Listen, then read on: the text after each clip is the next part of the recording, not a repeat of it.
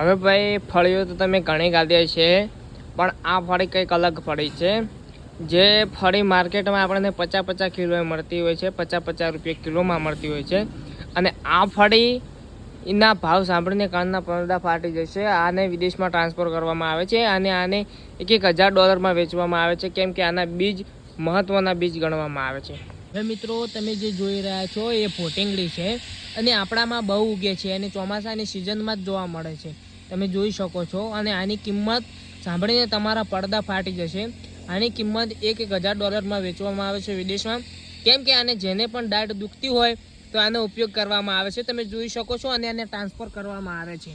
હવે ભાઈ તમે આ વેલો જોઈ રહ્યા છો, આ વેલાની કિંમત સાંભળીને તમે બહેરા થઈ જશો, કેમ કે વેલો આ સાધારણ લાગે છે, પણ આ વેલો સાધારણ નથી.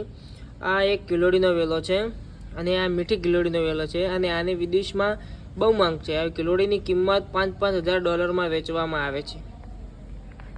હવે ભાઈ તમે જે જોઈ રહ્યા છો એ કંબોયા છે અને આ કંબોયા કોઈ સાધારણ કંબોયા નથી. આ આપણે વાળના ખૂણે ખૂણે હોય જ છે, પણ આપણે એની કિંમત જાણતા નથી, કેમ કે આને વિદેશમાં ટ્રાન્સફર કરવામાં આવે છે અને આને $1,000 વેચવામાં આવે છે. આને વિદેશમાં મોંઘામાં મોંઘો કલર બનાવવામાં આવે છે. આનો કલર એટલો ઘાટો હોય છે કે જે લગાવવામાં આવે છે.